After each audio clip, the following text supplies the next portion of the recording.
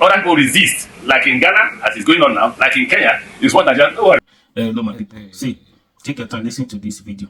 Amechi. Amechi said a lot of things. Short video, but he said a lot of things. And it makes sense. It reveals some secret I want you to listen to. Watch this video. We'll come back and talk about it.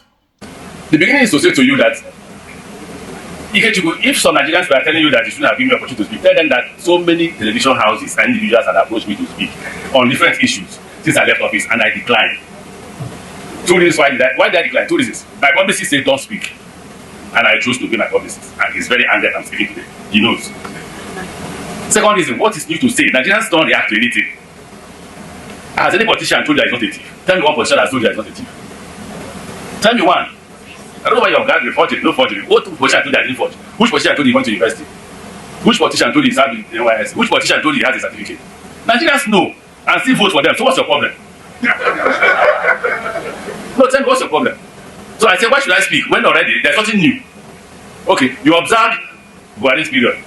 I will leave Port Harcourt 1 a.m. I arrive Abuja, leave Abuja 3 a.m. Somebody said they made Buhari. Did I say anything? I didn't say anything. It's not important. Nigerians choose who to believe and who not to believe. Nigerians choose who to vote and who not to vote. Even if you come to a Nigerian man's house and kill the mother, the father will continue his life. Nothing bothers you. Nothing. So why do I waste my time? Yes, that's the original. So give it to me. You see it? So that you won't say tomorrow he brought photocopies. But when we get there, that is when we're talking about Buhari's government. So there's nothing that our chairman said that is new. Absolutely not new. I've said this several times. I've taken so many risks. I've said too many things. The fight from Goodluck's government to Buhari's government, you all knew about it. My aircraft was seized. I was shot at. If I was killed, what would happen? Nothing. So you would die a useless life. So what did I choose? I chose to stay in my house quietly. Fortunately for me, I got admission to study in Nigerian law school. And rule number one is, like they told me if I came here, you are our property. You have no right to go anywhere unless we permit you. That's the rule in the Nigerian law school. So anybody who says, why have I not seen you? I'm a student of Nigerian law school. Until I graduate, I can't disobey them. So I chose not to speak again because there's nothing to say, and because Nigerians will do absolutely nothing. If you say it's a line up 10 Nigerians and shoot them tomorrow and nothing will happen. If you say it's a lie, in fact, the worst thing about Nigerians is that even when you claim you're not committing any crime and they pick you up tomorrow, we said it is a thief. Nigerians will do that. They will cross it and you go to prison for nothing. The greatest fear I have is being found in prison for nothing. And you can be found in prison for doing. So, I don't want to repeat what I used to say before because you hold it against me. Those who are close to me know. We repeated yesterday. I will just only use one word. I won't use the rest. As it's a hopeless situation. Is it a lie? So let's go a bit further. Let's go a bit further. You will be shocked that I won't talk about Buhari's government for two reasons. And I won't talk about President Tinubu's government. One reason why I won't talk about Buhari's government, I'm a participant. But they asked me that question yesterday, what moral reason do you have to criticize Buhari's government, having been part of it? That was the argument. I do, if I want to argue it. But again, that was a huge debate amongst us, and we all agreed I should say nothing about the government. So I now told them if I will say nothing about Buhari's government, I will also say nothing about President Tinubu's government, because you know the problem. Instead of Nigerians finding solutions to their problem, they are committing suicide. I'm praying for you every day that you should continue to commit suicide, so that by the time I wake up one day, all of you have died. I can now reap the benefit of your death by taking doses. What in Ghana, as it's going on now, like in Kenya, is what Nigerians, no worry, not before years. After 4 years, he will go. The man wins the second time, whether by magic or by crook or by reason. You don't know the 8 years. Not be good don't go so. Not be why don't go so. He goes soon go. Another person will come and repeat the same thing. You'll be saying that until the day God will come. For those of us who are Christians. So I have chosen to be like you. Say nothing, hear and do. After you listen to Amechi, yes, that is the basic truth. That is the truth. Nigeria is a hopeless situation. It's a hopeless country. It's a hopeless country.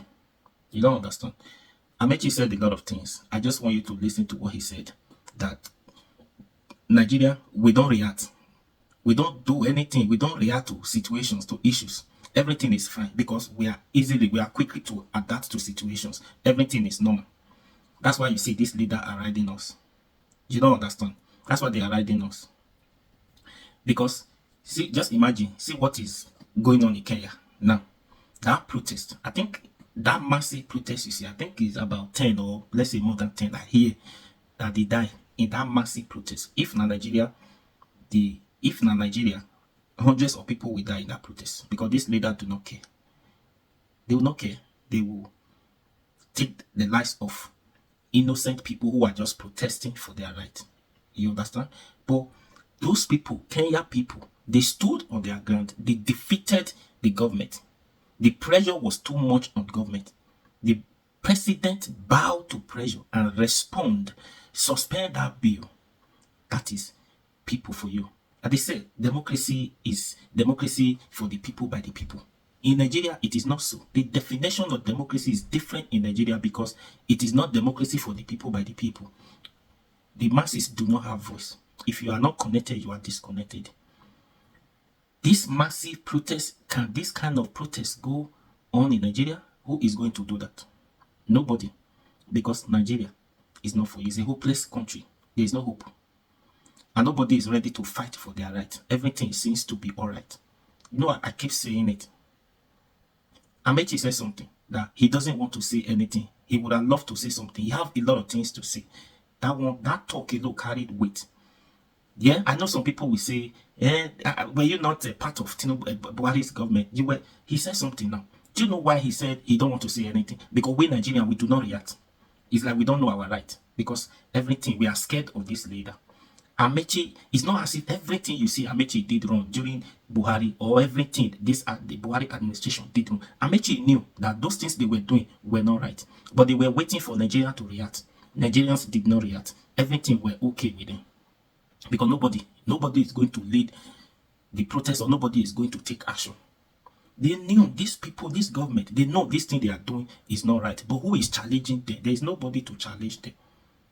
After the Supreme Court did abracadabra that presidential election, INEC did the same thing. Everything was okay. Nobody reacted. Nothing was done. And they will continue to do it again. Is it not these people? If you don't, everybody are talking on social media. Is it on social media? Come and do it in real life. They will cry on social media. They will cry. They will go home and relax. Bloggers will cry, talk about it. They will go home and relax. And that is the reason why you see these people have the audacity, effrontery to do what they are doing because nobody is challenging them. Yes. A country where they are using professors to oppress the masses. Come on. That's the reason. That's the reason. The reason of Kenya people protesting against their government, their problem is not even quarter of the problem. We have millions of problems in Nigeria. Nothing. Until today, fuel price. Nobody is talking. Nobody is protesting. We are used to it. Yes, now we are not used to the price. And nothing can be done again to reduce the price. Everything is fine. You don't understand. That's why you see Amechi is talking like this. We are tired of talking. It's not just to talk. Everybody has been speaking. Who is taking the action? Who is doing? Say, okay, this thing we must stop it today, and it must stop. The police you want to go and use, they are the another set of human being. They are another set of human being. And they are the one, even the situation is affecting them, killing them the most. They will still send them after you to kill you. That's the problem. Amechi make a lot of point too. No say, well, you're not the one. What would you have done? Why didn't you do it? Why didn't you do it that time? Amechi cannot do it. Amechi is among the people in charge of the government. He was the ministers of Buhari's administration, right? But like I said, they knew everything. They were waiting for exactly what Kenya people did to challenge them so that they can stop all those things. They need somebody to challenge them to stop. But nobody is giving them that hit like Kenya. See what happened in Sri Lanka that time. When protests, they chased president out of the office. Government house, they took over. It was a narrowing escape for the president to escape his house. Through president to another country. They were looking for him because the masses decided to speak up. And I still believe one day, but if one day, who is going to do it? No. If people rise up to do the same thing, even if, yes, say people, if they stand up to do what Kenya people are doing, what Sri Lanka did at that time, these people, they will be forced to do what you ask them to do. But we're not talking, we're not challenging them, we're not reacting. Everybody, everything situation, you just go and curse your neighbor and this and that. Those people are not the problem. They are not the causes of your problem. You come here, Hausa, Igbo, Ebuka, Chukudi, Musa, Adamu, Okpe. Those people are not the leaders, are the problem of this country. And there's no solution to this problem if we all fold our hands like this. And this problem cannot be solved by folding hands. They need a strong hand. They need challenge. We need to challenge them. People need to challenge them before they will hear what. Like this, no. And mind you, there is nobody coming to this country to solve our problem for us.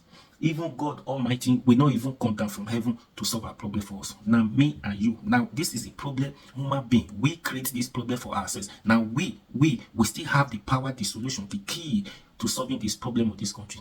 It's just because people feel, I better go home. What can you do? You don't have levels. What can you do? You talk, you tire, you go home and rest. You cry on social media, you complain, you go home and rest. Can you come to my house? Can you come to my office to challenge me?